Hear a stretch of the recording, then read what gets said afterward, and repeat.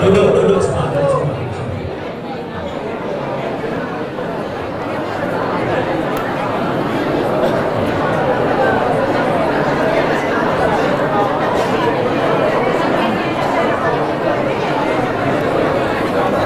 Bismillahirrahmanirrahim.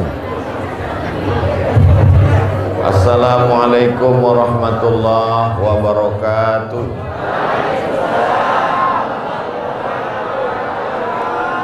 Alhamdulillahi rabbil alamin. Wassalatu wassalamu ala ashrafil anbiya'i wal mursalin Sayyidina wa maulana Muhammadin wa ala alihi wa sahbihi wa man tabi'ahu ila yaumiddin. Rabbi syrah li sadri wa yassir li amri wahlul 'uqdatam min lisani yafqahu qawli. Mudah-mudahan bapak-bapak, ibu-ibu, hadirin hadirat, tokoh masyarakat semua yang berhadir ini selalu dalam lindungan Allah Subhanahu wa taala. Man shalla subha fi jama'atin, siapa yang salat subuh berjamaah, kana fi zimmatillah, maka dia akan selalu dalam lindungan Allah. Man shalla subha fi jama'atin, siapa yang sholat subuh berjamaah, summa qa'ada yazkurullah, habis sholat subuh dia tidak keluar masjid tapi dia duduk berzikir mengingat Allah, hatta tatlu'asy syamsu, sampai terbit matahari.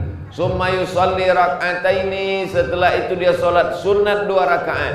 Kanat lahu ka'ajri hajjatin wa umrah, dapat pahala dia seperti melaksanakan haji dan umrah. Sholat subuh berjamaah, tak keluar masjid, duduk berzikir, pengajian mengingat Allah, sehabis ini solat sunat 2 rakaat, maka dapat pahala macam seperti haji dan umrah, tamah sempurna, tamah sempurna, tamah sempurna. Rezeki diturunkan Allah. Allahumma barik li ummati fi bukuriha, berikanlah umatku ini berkah di waktu subuh. Maka kata orang tua kita dulu, jangan sampai rezeki di patok ayam. Lebih dulu pula ayam itu bangun daripada dia lagi.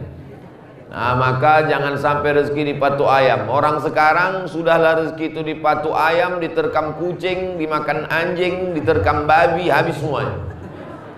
Kenapa yang haram-haram aja Ustaz sebutkan, sedangkan yang haram-haram pun bangunnya cepat? Kenapa pula kita yang dilarang makan yang haram bangunnya lambat? Tapi alhamdulillah, saya sangka tadi ini masjid hanya 1-2 sop saja yang datang sholat, tapi rupanya melimpah ruah. Beginilah rupanya sholat subuh di Masjid Jabal Nur Desa Sigrun. Oh, cantik gambar masjid tuh. Itu masjid mana itu? Masjid ini? Begitu rupanya kalau dari luar ya. Yang saya khawatirkan itu adalah waktu saya menengok ke sana, tak sesuai antara gambar masjid itu dengan masjid aslinya. Khawatir saya bapak ibu menengok kemari begitu juga, tak sesuai antara yang gambar itu dengan aslinya. Gambar tuh paten kali. Entah di mana dapat panitia. Insya Allah semua yang kita lakukan ini kalau karena Allah, baik di mata, baik di hati. Gambar itu adalah niat baik masyarakat Desa Sigrun supaya Masjid Jabal Nur, memang betul-betul di atas bukit masjid ini. Jabal Nur. Jabal Nur itu tempat turunnya wahyu. Iqra bismi rabbikal ladzi khalaq, khalaqal insana min 'alaqin, iqra wa rabbukal akram alladzi 'allama bil qalam 'allamal insana ma lam ya'lam. Turunlah wahyu dibawa oleh malaikat Jibril alaihi salam. Saya pun turun di Masjid Jabal Nur ini, ada yang membawanya. Yang membawa saya ini namanya HRB. Tahu Bapak Ibu HRB? Haji Rashid Bancin. Yang dibawa ini namanya UAS, Ustadz Abdul Somad. Jadi sekarang orang pakai singkatan-singkatan aja. Siapa itu? PKK katanya. Apa itu? Perempuan kurang kerjaan. Bukan kata saya, kata orang. PKK itu maksudnya adalah Tak ingat pula entah apa aslinya. Ini masjid ini sudah over capacity. Over capacity, tak muat lagi. Seandainya dipertahankan juga masjid ini, meletup ini masjid ini, meledak, maka mesti ditambah dindingnya ke samping. Ditambah. Udah ditambah? Itu ditambah. Mesti diselesaikan ini. Maka insya Allah yang mewakafkan tanah, yang menyumbangkan semen, batu bata, kerikil, pasir, besi, kusen, kipas angin, masya Allah banyak. Yang hidup cuma 3 lah. Kipas angin yang di rumah kita, AC yang di kamar kita, kipas angin di ruang tamu, kipas angin di dapur, kipas angin di ruang makan. Kalau kita mati tinggal. Betul tak cakap saya ini? Tapi kipas angin yang diwakafkan ke Masjid Jabal Nur, dipakai orang sholat subuh, sholat asar, sholat maghrib, sholat isya, sholat tahajud, sholat witir, sholat duha, iktikaf 10 terakhir Ramadan, iktikaf malam tahajud 10 Ramadan. Itulah yang akan kekal abadi mengalir ke kubur, ke makam lapang alam barzah. Siapa yang mau kuburnya pakai AC, sedekahkanlah AC ke masjid ini.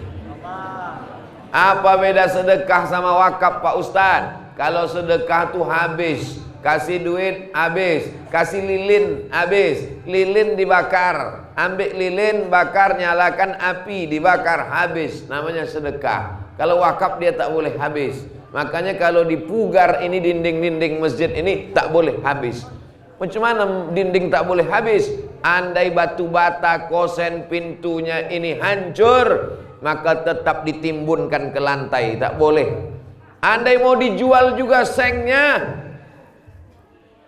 tetap sengnya dijual tapi duitnya balik ke, tak boleh ke yang lain. Itu arti wakaf. Kenapa? Karena kita bertanggung jawab di hadapan Allah Subhanahu wa taala. Satu butir pasirnya itu nanti akan dituntut di hadapan Allah. Faman ya'mal mithqala dzarratin khairan yarah. Maka menjadi panitia renovasi masjid itu pahalanya luar biasa, mengalir pahalanya, tapi dosanya juga mengalir.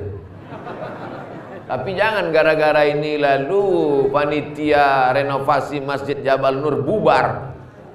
Cuman HRB Ustadz Rasid Bancin, cuman cerita Masjid Jabal Nur? Berhenti pembangunan Pak Ustadz. Udah Ustadz Somad ceramah di situ kemarin. Panitianya membubarkan diri gara-gara Ustadz bilang satu pasir pun dipertanggungjawabkan. Insya Allah silap salah sikit-sikit dimaafkan Allah. Tapi tentang barang-barang ini semuanya kita akan dituntut di hadapan Allah Subhanahu wa taala. La tus'alunna yauma idzin anin naim. Naim, nikmat-nikmat ini semua ditanya Allah Subhanahu wa taala. Wakaf lampu orang, wakaf kosen orang, wakaf keramik orang. Maka jangan sampai kita mati melainkan membawa amal-amal soleh. Sanggup engkau memberikan hartamu, duitmu, kasih. Tak sanggup memberikan duit, tenaga, ikut gotong royong, lecet tangan, mengecor. Tak juga sanggup, datang bawa bakwan 2-3 biji. Ibu-ibu mengasih semen tak sanggup, ikut gotong royong tak bisa, ikut mengaduk semen tak bisa. Apa yang bisa? Bawakan teh manis dingin untuk tukang-tukang. Tapi katanya Pak Ustadz senyum adalah sedekah. Jadi saya datang senyum aja ke tukang, tak boleh. Pula datang ibu, tukang. Tak mahram. Tak mahram ibu dengan tukang. Tapi yang satu tukang tu boleh Pak Ustadz. Siapa dia? Laki saya. La ilaha illallah Muhammadur Rasulullah. Apa kabar ibu-ibu? Sehat semua? Saya kalau nampak saya lah omak-omak menggendong anak-anak kecil, teringat saya dulu dibawa omak saya pengajian. Asal nampak saya ibu-ibu menenteng anak, ingat saya cuma anak kecil dulu, dibawanya juga lah ke pengajian. Kenapa? Dijumpakannya ke ustad-ustad. Asal jumpa ustad sapu kepala, dikasihkan air minum. Barulah saya paham sekarang. Begitulah rupanya orang tua dulu mengharapkan anaknya berdoa, didoakan, saling mendoakan. Mudah-mudahan ibu-ibu yang bawa anak-anaknya soleh-solehah semua. Ini omak-omak sekarang dah anak-anak dibawa nengok keyboard tunggal. Balik situ mencakar-cakar aja bawanya. Didengarnya pula lagu Kucing Garong. Bapak Ibu yang dimuliakan Allah Subhanahu wa taala, manusia ini aneh. Apa anehnya? Pergi pagi pulang petang mencari rezeki, mencari makan, sampai tak sholat subuh. Di kota besar berangkat kerja jam 4 subuh. Orang sholat subuh jam 5. Jam 4 dia sudah berangkat, macet di jalan. Sampai kantor jam 6. Tidak sholat subuh, tidak makan. Gara-gara mencari makan. Gara-gara mencari makan sampai tak makan. Makan siang tinggal gara-gara rapat penting. Sholat melayang. Makan malam macet lagi. Akhirnya sampai rumah minum kopi, tidur. Begitulah setiap hari sampai akhirnya masuk rumah sakit, diperiksa dokter. Bapak kenapa sampai begini?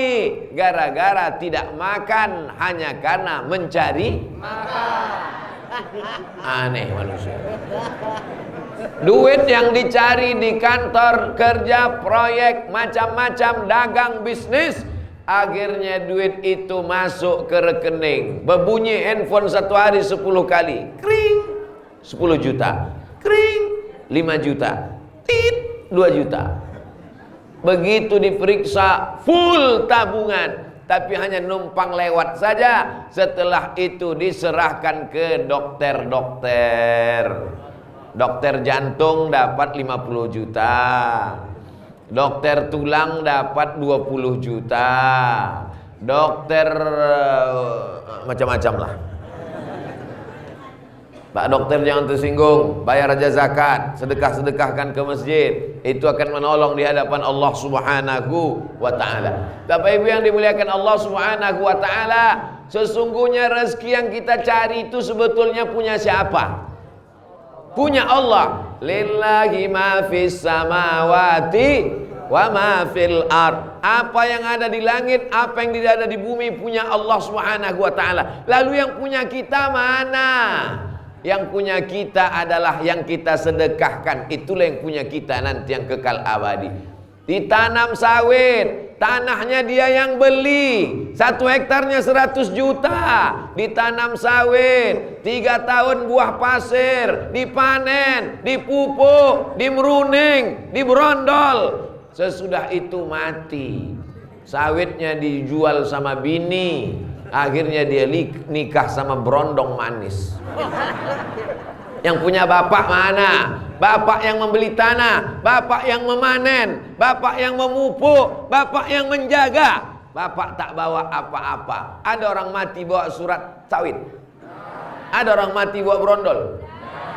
Yang kau bawa mati, itulah satu semen, satu sak yang kau kirimkan ke Masjid Jabal Nur. Yang kau bawa hanya yang kau sedekahkan. Mudah-mudahan Bapak Ibu punya tabungan 100 juta. Tak yakin. Mudah-mudahan Bapak Ibu punya tabungan 100 juta.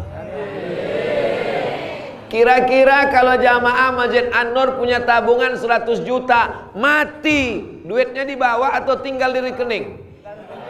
Tinggal di rekening. Kalau mau mati bawa 100 juta, serahkan duit itu ke Masjid Jabal Nur. Ragu. Saya ulang sekali lagi. Yang kita bawa mati hanya yang kita sedekahkan. Cakap saya ini betul apa salah? Ibu yang kaya, yang banyak duit, asal panen sawit, sawit harga melambung sekarang. Panen sawit, beli cincin. Panen sawit, beli gelang. Panen sawit, beli anting. Panen sawit, beli rantai. Panen sawit, beli mobil. Panen sawit, beli rumah. Panen sawit, bangun rumah. Mati ibu. Apa yang ibu bawa? Ada orang mati bawa cincin. cincin ibu itu dikumpulkan bapak semuanya untuk modal dia menggantikan ibu. Hari ini ibu boleh tersenyum, tapi nanti balik ke rumah mulai merenung. Betul juga Ustaz. Tapi jangan gara-gara cakapku ini lalu bapak tuh tak minum kopi pagi ini. Pas tanya, Adinda, mana kopi abang? Buat aja sendiri. Patutlah selama ini kau pegang-pegang cincinku itu ya. Rupanya itu tujuan kau selama ini. Bukan itu maksud saya. Pakailah cincin itu, satu di kanan, satu di kiri. Tapi kalau sampai 4 di kanan, 3 di kiri, sedekahkanlah untuk wakaf Masjid Jabal Nur. Itulah yang akan kekal abadi insyaallah. Amin. Saya sangka yang bergerak ini kotak minuman, rupanya kotak sedekah. Kotak sedekah pembangunan. Mainkan. Kosongkan kotak itu Pak, isi pakai duit. Insyaallah subuh ini selesai ini insyaallah. Satu orang 100 juta selesai. Masjid Jabal Nur. Man bana masjidan, siapa yang bangun masjid, banallah mislahu baitan fil jannah. Siapa yang bangun masjid, dibangunkan Allah untuknya satu rumah di surga insyaallah. Amin. Ustaz Somad itu cuma pandai ceramah aja itu. Dia sendiri tak ada mengasihi untuk masjid. Ah, mana kotaknya, letakkan sini. Oh, tebal ya.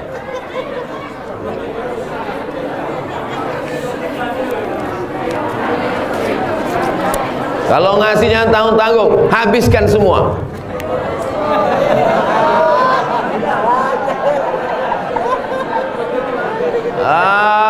Ustadz katanya Ustadz habiskan, buktinya di samping masih ada. Yang saya kasih tadi yang merah-merah. Yang di samping-samping ini kenapa tak dikasih? Karena ini duit tak laku, 75.000. Kenapa Ustadz simpan duit 75.000? Kalau ada anak kecil menyetorkan hafalannya, dikasih duit 75.000. Mana anak kecil yang mau menyetorkan wadduha? Sini, mana anak kecil? Anak kecil yang mau menyetorkan wadduha. Mari anak kecil menyetorkan wadduha. Maju kemari.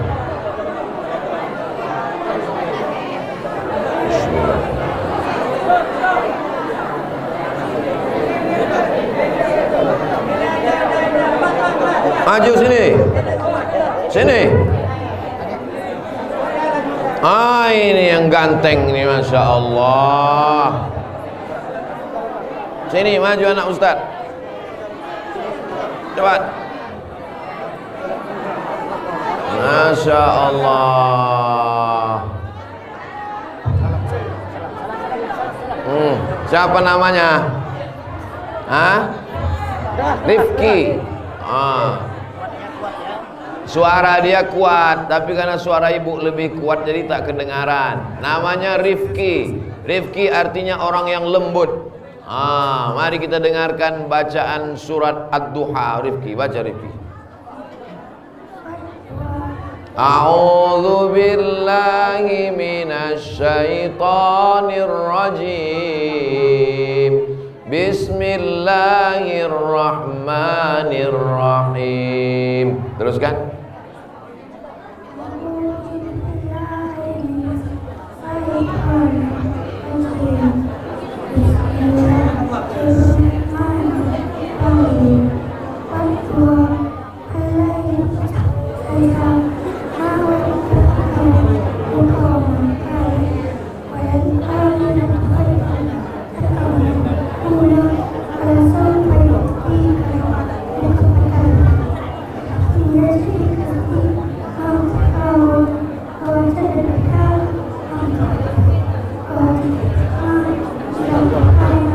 Fa'ammal yatima fala taqhar wa ammas sa'ila fala tanhar wa amma bi ni'mati rabbika fahaddis.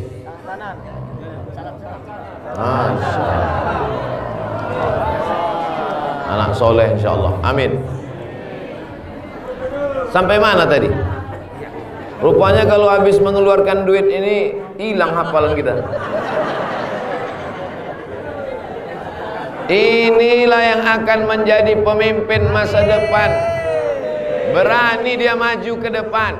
Yang lain-lain balik menyesal, kena marah sama umat. Kenapa kau tak maju tadi? Kalau maju kau tadi, nah ulah tak dapat makan siang kalian hari ini. Bapak Ibu yang dimuliakan Allah Subhanahu wa taala, kenapa kita mesti bersedekah? Yang pertama, kenapa mesti bersedekah? Supaya kita sadar bahwa ini bukan punya kita. Kita mau menunjukkan bahwa ini punya Allah. Sebelah kanan saya HRB Ustadz Rashid Bancir. Sebelah kiri saya DPD Dewan Perwakilan Daerah. Cuman 4 orang yang lulus satu Nangro Aceh Darussalam ini. Salah satunya inilah dia, Haji Fadil Rahmi LC, pejabat negara di atas menteri, di bawah presiden. Inilah orangnya.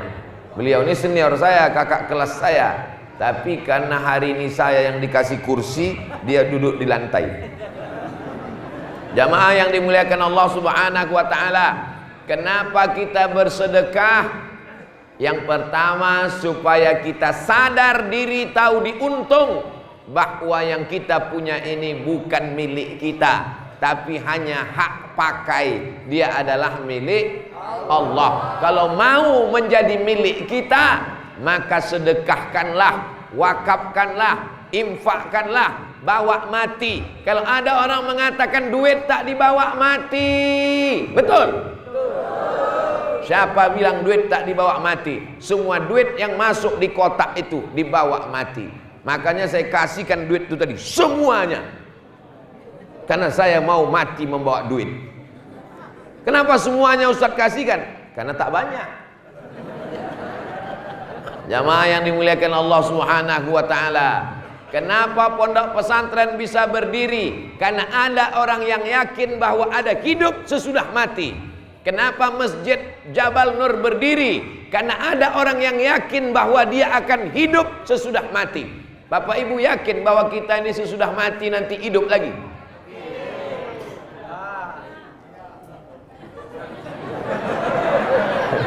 Saya tanya sekali lagi, memang kalau belum sarapan susah berpikir memang.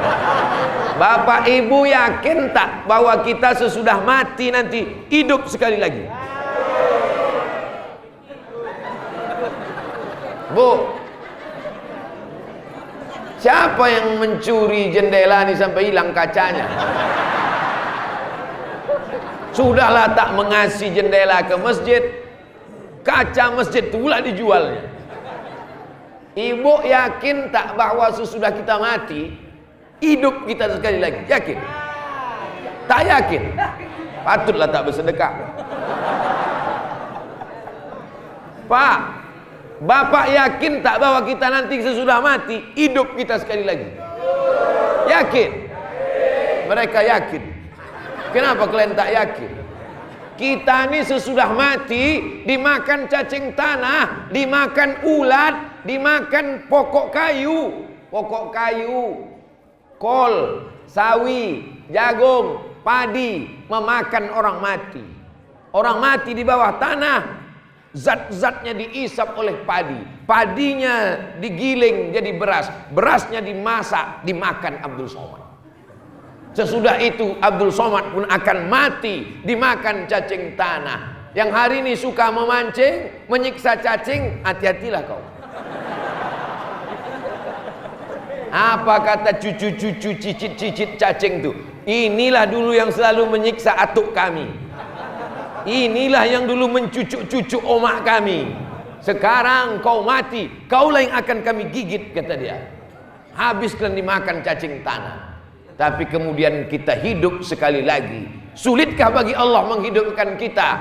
Ayatnya dibaca tiap malam Jumat, pagi Jumat, petang Jumat, sore Jumat, habis asar ibu-ibu baca innama amruhu iza arada syai'an ayyaqula lahu kun. Bangkit kita tegak lagi menghadap Allah Subhanahu wa taala. Begitu sampai di surga, orang Sigrun melihat istana yang cantik dan indah. Kepada masyarakat Sigrun, silakan masuk ke dalam surga. Begitu sampai di surga ditengok orang Sigrun. Kenapa istanaku cantik betul ya Allah? Karena engkau ikut membangun Masjid Jabal Nur. Yakin apa tak yakin?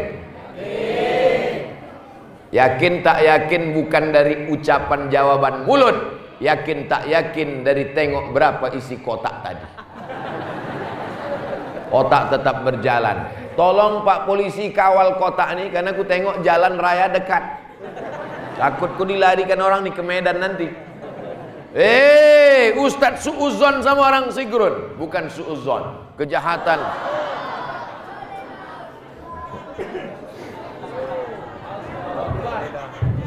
Itulah gara-gara cerita mati, betul-betul mati dia kan.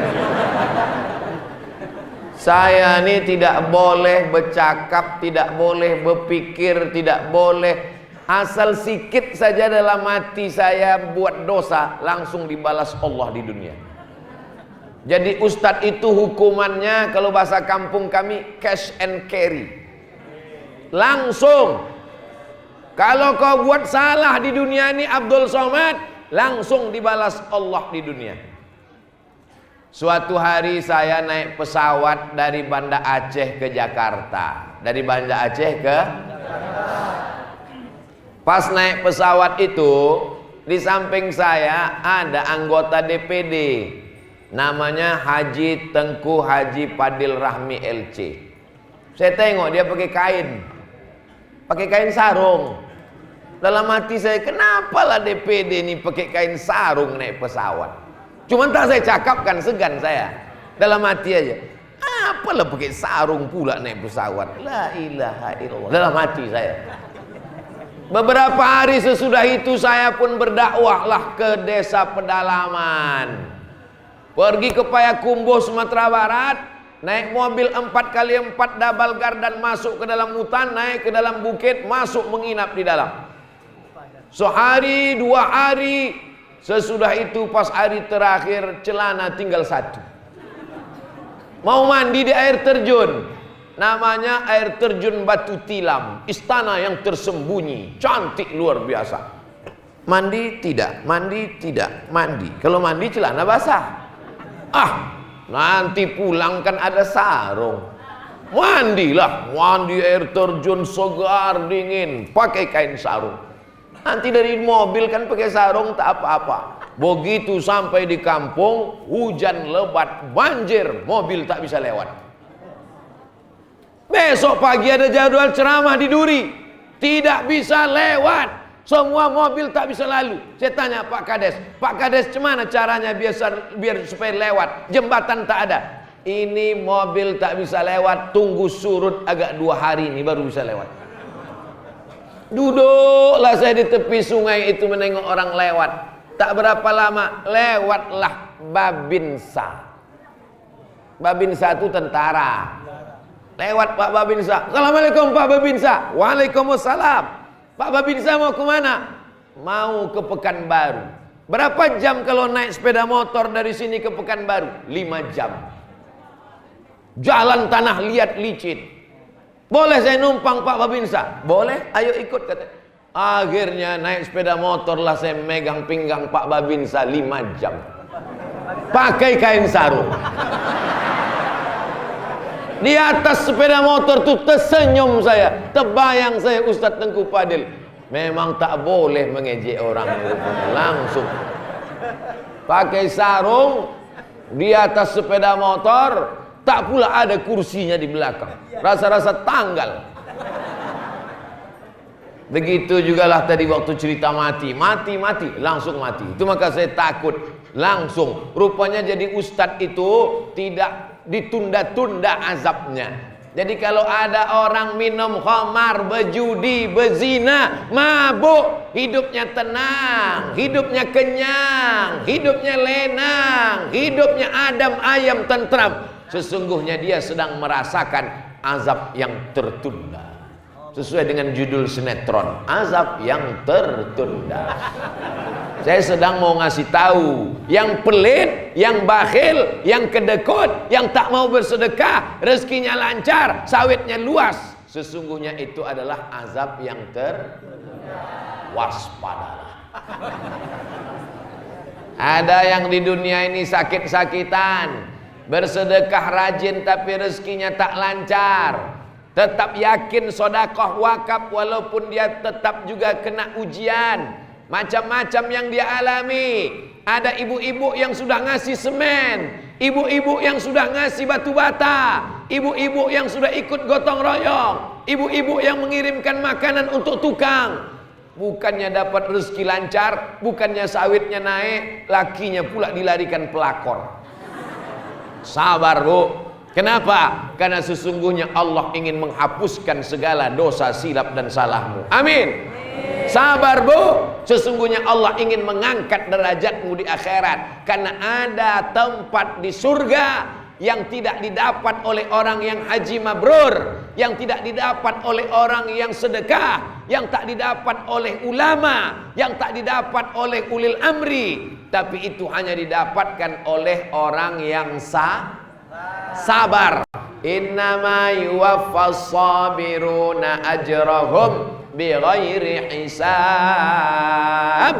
Orang yang sabar diberikan Allah balasan tak terhitung jumlahnya. Kenapa kita bersedekah? Yang pertama, untuk meyakinkan bahwa ini bukan punya kita. Duit ini bukan punyaku ya Allah, maka kubalikkan ke rumah Allah. Ini masjid bukan punya orang Sigrun, ini masjid punya Allah, ini tanah punya Allah. Tapi jangan gara-gara masjid punya Allah lalu seenaknya saja masuk ke dalam tidur di masjid, ngences, air liur berserak-serak. Pas ditanya pengurus masjid, kenapa kau tidur-tiduran di masjid? Masjid punya Allah. Masjid ini memang punya Allah, tapi ada hamba Allah yang menjadi pengurusnya, yang menjadi ketua, sekretaris bendahara. Ada panitia renovasi pembangunan masjid, tapi panitia ketua masjid bukan pemilik masjid. Ini mesti didudukkan pemahaman ini. Kalau tidak nanti kacau balau. Ini yang pertama. Yang kedua, kenapa kita mesti bersedekah? Dawu mardakum bisadaqah. Obati orang yang sakit di antara kamu dengan bersedekah.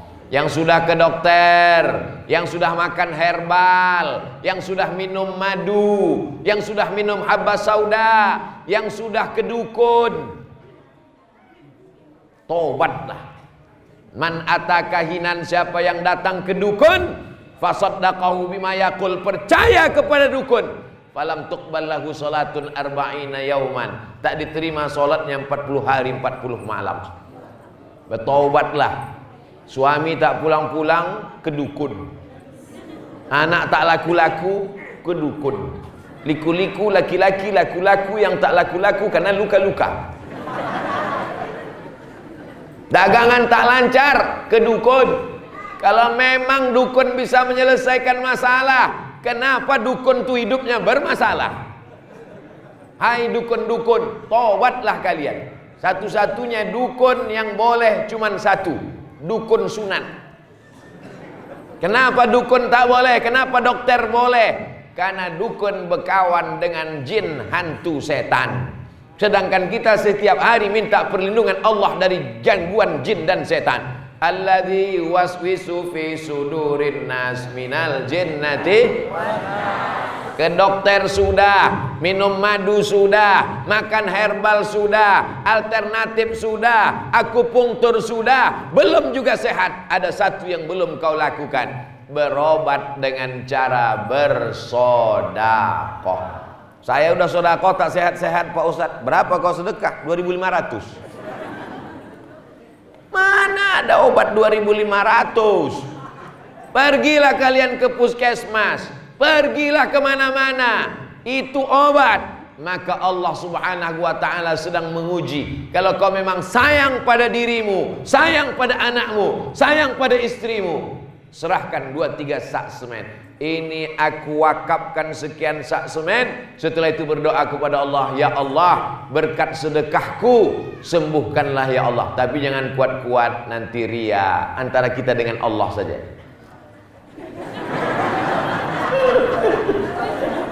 Ini Sudahlah di masjid kuat-kuat pula. Ya Allah, berkat sedekahku 3 sak semen kemarin, sembuhkanlah anakku. Datang kawan sebelah, aku 5 sak lagi.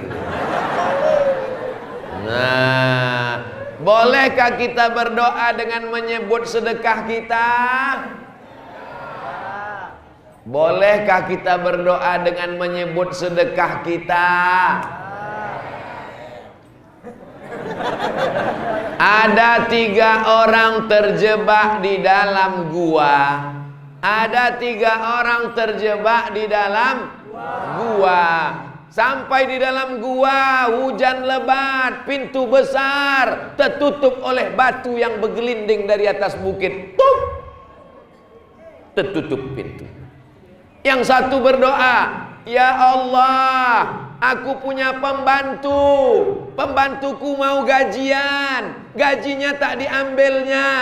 Gajinya ku belikan ke kambing, kambingnya beranak pinak bercucu cicit. Setelah itu pembantuku itu datang, ku panggil dia.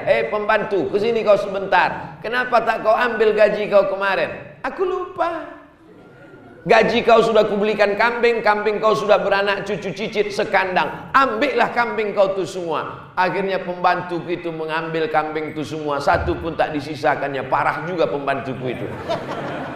Ya Allah, kalau memang ikhlas aku berbuat sedekah kepada pembantuku ini, bukakanlah pintu gua ini ya Allah. Terbuka pintu gua gara-gara bertawassul dengan sedekah. Hadis ini ada dalam Sahih Al-Bukhari. Sekarang saya tanya, bolehkah kita berdoa dengan menyebut sedekah kita? Boleh.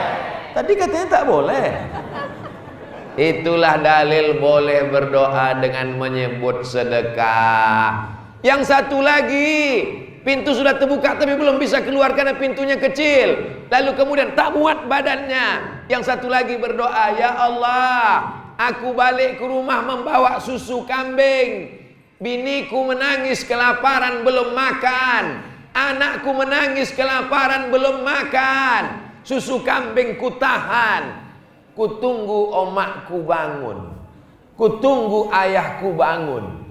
Karena mereka tertidur. Setelah ayahku bangun, emakku bangun, ku kasihkan susu kambing itu. Minumlah mak, minumlah ya. Setelah mereka minum, ku tengok mereka tenang, bersisa susu, baru ku berikan ke anak dan istriku. Kalau memang perbuatanku ini baik, bukakanlah pintu ini ya Allah. Itu dalil boleh berdoa dengan menyebut bakti kepada orang tua.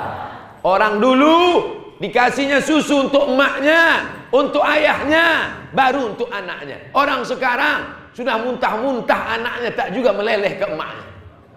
Cemana doa kita mau dikabulkan Allah Subhanahu wa taala? Sesudah emak itu mati, sesudah tak ada, barulah dia menangis menggaru dinding. Oh ma. Kalau ada orang macam ini, ambilkan dodos tuh ke tengkuknya. Bukan, jangan mati, pukulkan sikit lagi.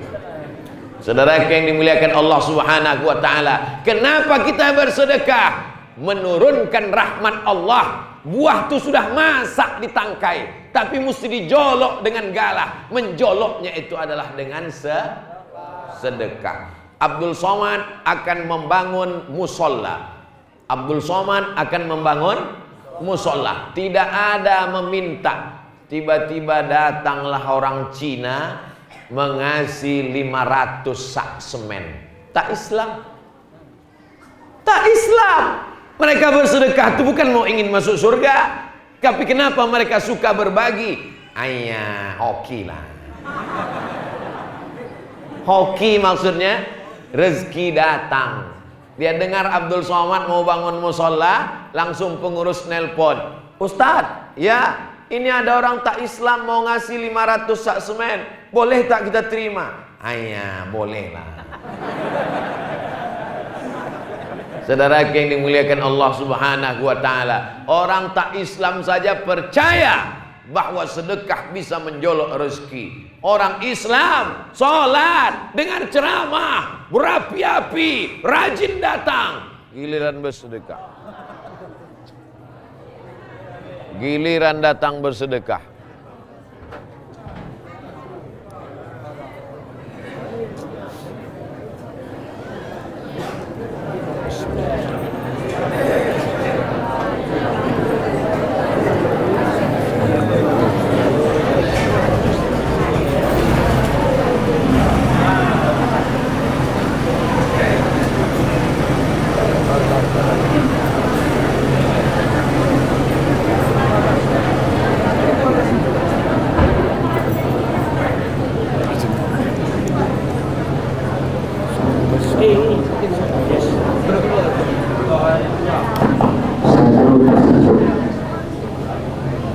Saya tak bisa ceramah lama-lama lagi karena mesin pesawat udah hidup.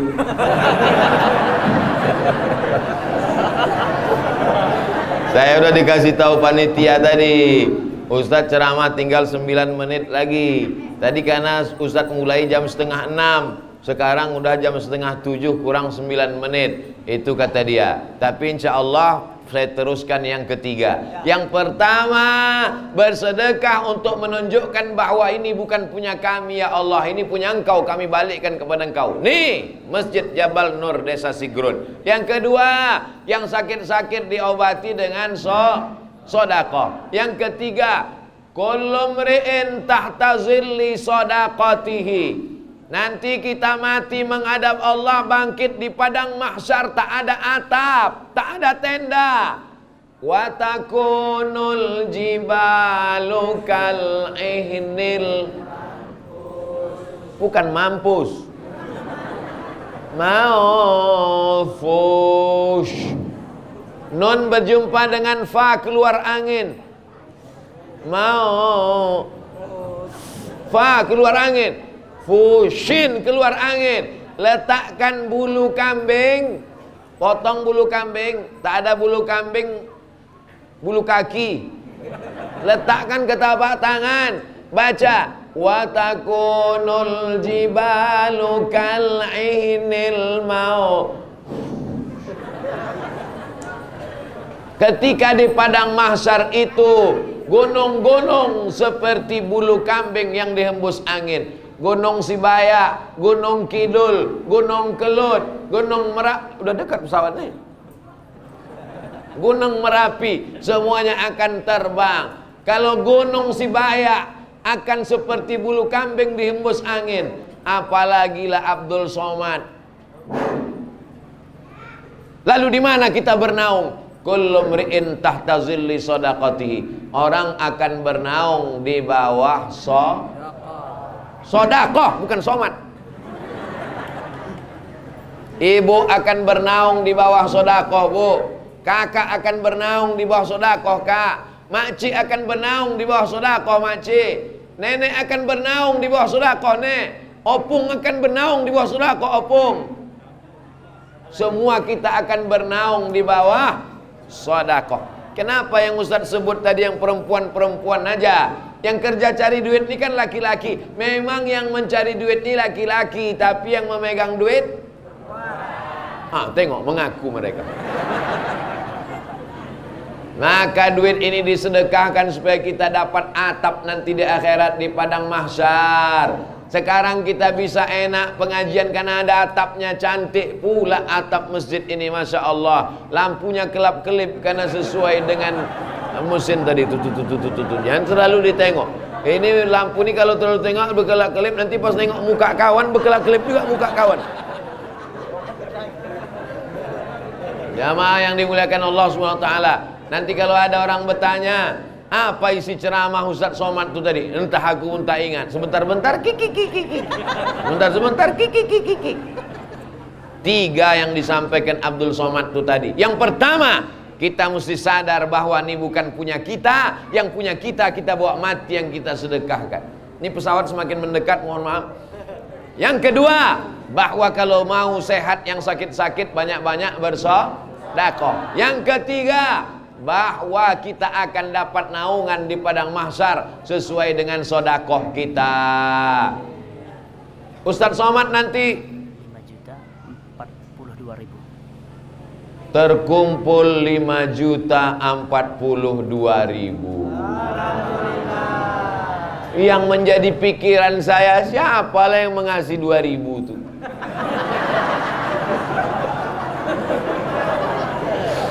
Yang 5 juta mantap, yang 40.000 mantap, yang 2.000 mati lampu langsung, mati lampu langsung.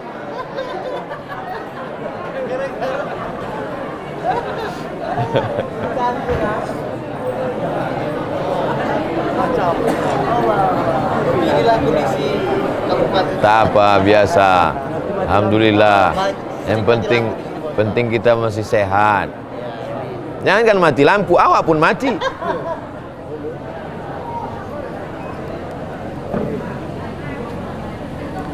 Sekecil apapun sedekah kita akan dibalas Allah.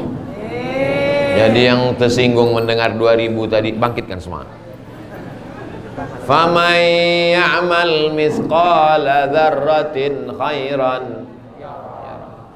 Maka nanti kalau mau sedekah 2000, masukkan aja.